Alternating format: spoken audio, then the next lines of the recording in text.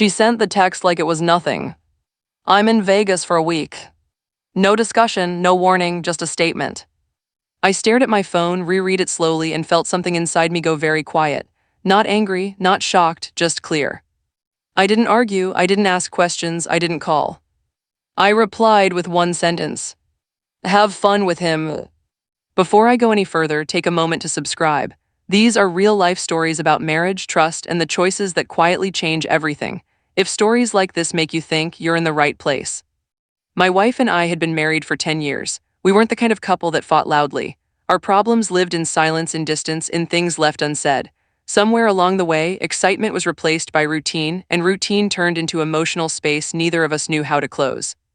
Vegas wasn't new. She'd gone before for conferences, for girls' trips, for resets. I never liked it, but I never stopped her. I believed trust meant freedom. But this time felt different. There was no explanation, no we talked about this, no reassurance, just I'm in Vegas for a week. I knew my wife well enough to hear what wasn't being said. I didn't accuse her because I didn't need to. That text already told me what I needed to know. You don't announce a week-long trip like that unless you're daring someone to react or daring yourself to cross a line. When I replied, have fun with him, I didn't mean it sarcastically, I meant it honestly. Her phone rang immediately. I didn't answer. She texted again and again, then came the calls. I watched the screen light up and go dark over and over.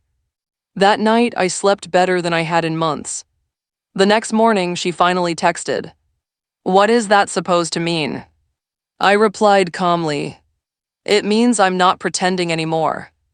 For years, I had ignored the signs. Late nights, emotional distance, inside jokes I wasn't part of, a phone always face down. I told myself I was being mature, understanding, secure. What I was really being was afraid to face the truth. Vegas wasn't the beginning, it was the confirmation. Over the next few days, I didn't chase. I didn't demand explanations. I didn't beg her to come home early. Instead, I started doing something I hadn't done in a long time. I paid attention to myself. I went to work and actually focused. I came home and cooked meals I liked. I called an old friend I'd drifted away from. I went to the gym at night instead of sitting on the couch waiting for texts that never brought comfort. On day 3, she called again. This time I answered. She sounded defensive, not guilty, defensive. She said I was overreacting, that she was with friends, that nothing was happening, that my message was unfair. I listened quietly, then I said something she didn't expect. I didn't accuse you of anything, you filled in the details yourself. Silence. That silence told me more than any confession could. She asked if I trusted her. I said I trust patterns. She got angry, she said I was cold, that I had changed, that I wasn't even fighting for us. I told her the truth. I fought for us for years by pretending not to see what was happening. I'm done fighting like that. That night, she stopped calling.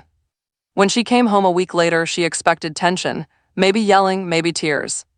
Instead, she walked into a calm house. I didn't rush to greet her. I didn't ask how Vegas was. I didn't check her phone or question her stories. That scared her more than anger ever could. She asked why I was acting like this. I told her I wasn't acting, I was deciding. She tried to explain. She said Vegas was about feeling alive, about escaping pressure, about remembering who she was outside of marriage. I asked her a simple question. Did you feel alive enough to respect us? She didn't answer. That was the moment I knew my reply had been the right one. Because love doesn't disappear suddenly. It fades when one person keeps leaving emotionally and expects the other to wait patiently at home. I told her I wasn't going to monitor her, control her, or compete with anyone else for her attention. If she wanted to be married, she needed to show up like it mattered. And if she didn't, then Vegas wasn't the problem, it was the choice. We're still together for now, not because I ignored what happened, but because I finally stopped ignoring myself. Trust isn't about blind faith. It's about honesty, boundaries, and the courage to stop pretending when something feels wrong. That text didn't end my marriage. My reply changed it. If this story made you think, subscribe for more real-life stories about relationships, self-respect, and the moments where choosing calm is stronger than choosing anger.